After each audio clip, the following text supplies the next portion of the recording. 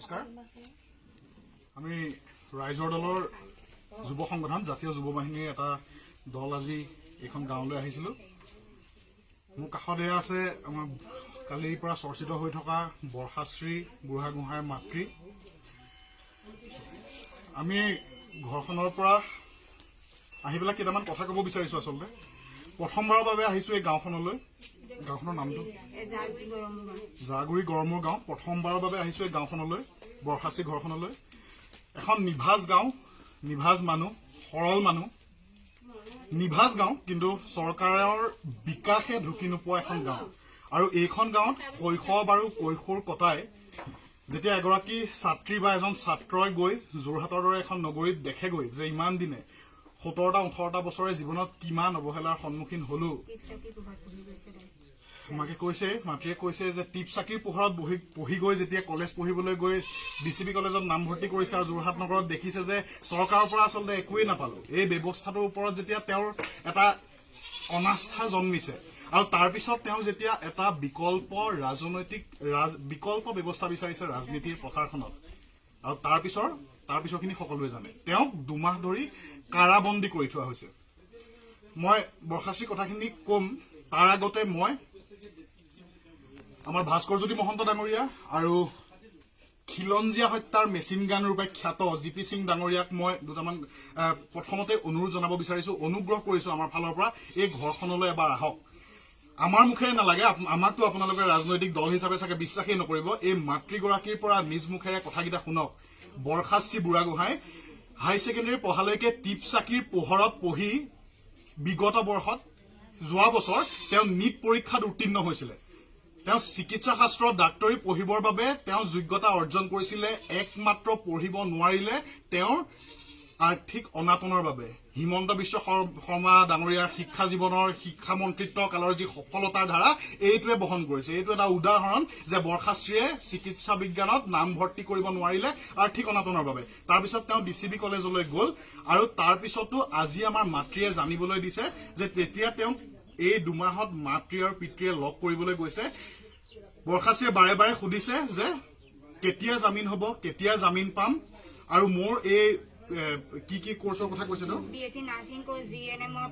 GNM form fill up BSc nursing course এই সমূহ কেতিয়া মই কেনেকে ফৰ্ম ফিলআপ কৰিবলৈ পাম অৰ্থাৎ সেই অৱস্থাটো পাৰ হৈ যোৱা আৰ্থিক অনাটন পাৰ হৈ যোৱা borkhashriয়ে এতিয়াও এটা প্ৰফেশনেল কোৰ্সত পঢ়িবৰ বাবে হামৰাও কাঢ়ি আছে জেলৰ ভিতৰত মাকে জনাইছে তেওঁ কেইদিনমানৰ আগত এখন কিতাপ দি থৈ আহিছে এন্ট্ৰেন্স এক্সামৰ কাৰণে আৰু তাৰ পিছত ভাস্কৰজ্যোতি মহন্ত ডাঙৰীয়া আৰু জিপি সিং ডাঙৰীয়া সেইগৰাকী ছাত্ৰী আপোনালোকৰ চৰকাৰ আৰু প্ৰশাসনৰ কাৰণে হৈ পৰিছে এটা কাৰণ তেওঁ ভাৰত ৰাষ্ট্ৰক ধ্বংস কৰিব আপোনালোকে দুটামান কথা মন দি শুনিলক যে আপোনালোকে প্ৰথমতে জিপি সিং ডাঙৰীয়া আপোনাক অনুগ্ৰহ কৰি আমাক বুজাওক যে আকৌ কৰিম ৰাষ্ট্ৰদোষ যিটো আপুনি আমাক অসমীয়া ভাষাৰ জ্ঞান দিছে প্ৰথমতে এইটো কওক যে borkhashriয়ে আগতে কেতিয়া ৰাষ্ট্ৰদোষ কৰিছিল আগতে কেতিয়া কৰিছিল আৰু দুইজন মানুহে ভাস্কৰজ্যোতি মহন্ত ডাঙৰীয়া আৰু জিপি সিং ডাঙৰীয়াই মন্তব্য দিয়াৰ আগতে এটা কথাত আপোনালোকে স্পষ্ট হৈ লওক যে আপোনালোকৰ মন্তব্যবোৰ একে হয় শুনজনী আইজনী কৈ পেলাই ভাস্কৰজ্যোতি মহন্ত ডাঙৰীয়াই ক'লে যে তেওঁ মানুহ গোটাই ফুৰিছিল আলফালৈ নিবৰ বাবে আৰু এওঁ ক'লে যে 3টা শব্দৰ বাবে ধৰা হৈছে আপোনালোকৰ প্ৰশাসনৰ মাজত নিজৰ কথাবিলাকৰ যিটো কন্ট্ৰাডিকশ্যন সেইটো প্ৰথমতে ঠিক কৰি লওক এইটো কথা জনাম যে আপোনালোকে যিটো কৈছে যে মানুহ গোটাই আছিল আলফালৈ যাবৰ বাবে গোলাঘাটৰ পৰা তেওঁক ধৰিছে মাতৃৰ মুখেৰে শুনক তেওঁ লগৰ ছোৱালীৰ জোতা পিন্ধি তেওঁ এটা লগৰ ছোৱালীৰ বাৰ্থডে পাৰ্টি এটেণ্ড কৰিবলৈ জন্মদিন খাবৰ বাবে গৈছিল আৰু তাৰ হেতুৰ কাৰণে সেই অপৰাধত আজি তাই এটা বছৰ নষ্ট হ'বলৈ গৈ আছে কাইলৈৰ পৰা তাই এক্সাম তাই অলৰেডি তাই এই হিমন্ত বিশ্ব শৰ্মাৰ শিক্ষা মন্ত্ৰিত্বৰ সফলতাই তেওঁতো চিকিৎসক হোৱাৰ সপোন নস্যাৎ কৰিলে ধূলিসাৎ কৰিলে ইয়াৰ পিছত তেওঁ ডিগ্ৰী স্নাতক হোৱাৰ সেই সপোনটো ধূলিসাৎ কৰিবলৈ গৈ আছে এইখন চৰকাৰে গতিকে মই অনুৰোধ জনাইছো আপোনালোকক আৰু হিমন্ত বিশ্ব শৰ্মাক অনুৰোধ জনোৱাৰ আগতে এটা কথা কৈছো যে হিমন্ত বিশ্ব শৰ্মা ডাঙৰীয়া এইখন আপোনাৰ বিকশিত অসম য'ত এজন প্ৰভাৱশালী মন্ত্ৰীৰ পুত্ৰই 18 বছৰত 17টা কোম্পানীৰ মালিক হয় আৰু নিজৰ জেগাখনত থাকি এই অভাৱ অনাটন অৱহেলা শোষণবিলাক বুজি পেলাই এটা বিকল্প বিচৰাৰ কাৰণে এগৰাকী 18 বছৰীয়া ছোৱালী আপোনালোকৰ সেই বিয়াগুম আৰু সঁচা অৰ্থত ফপোলা প্ৰশাসন যন্ত্ৰটোৰ কাৰণে ভাবুকি হয় হিমন্ত বিশ্ব শৰ্মা ডাঙৰীয়া এইখন আপোনাৰ বিকশিত অসম গতিকে মই শেষত আপোনাক আকৌ অনুৰোধ জনাইছো যদিও এইটো এটা মানে পাৰ্মানেণ্ট সলিউশন নহয় যে হিমন্ত বিশ্ব শৰ্মা ডাঙৰীয়াই কৈ দিলেই বৰখাস্ত্ৰীক এৰি দিব আৰু এই ব্যৱস্থাটো এটা ভাল হৈ যাব এইটো এটা বেয়া ব্যৱস্থা চলি আছে বৰপেটা কোৰ্টে যেনেকৈ কৈছে এখন পুলিচ ষ্টেট হ'বলৈ গৈ আছে হৈ গৈছে যে কাৰোবাৰ ধৰি নিব হিমন্ত বিশ্ব শৰ্মাই কৈ দিব এৰি দিয়ক বুলি এৰি দিব এইটো কেতিয়াও এটা পাৰ্মানেণ্ট সলিউশন নহয় কিন্তু তাৰ পিছতো আমি মুখ্যমন্ত্ৰী ভাস্কৰজ্যোতি মহন্ত ডাঙৰীয়া আৰু জিপি সিং ডাঙৰীয়া সকলোকে প্ৰশাসনৰ সকলোকে অনুৰোধ জনাইছো এই ছাত্ৰীগৰাকী নিমাখিত সহজ সৰল এই গাঁওখনৰ পৰা ওলাই যোৱা টিপচাকিৰ পোহৰত পঢ়ি যোৱা এগৰাকী ছাত্ৰী এটা জীৱন অন্তত ধ্বংস নকৰিব তেওঁ এটা বছৰ ধ্বংস নকৰিব তেওঁ এই পৰীক্ষাটো দিবলৈ দিয়ক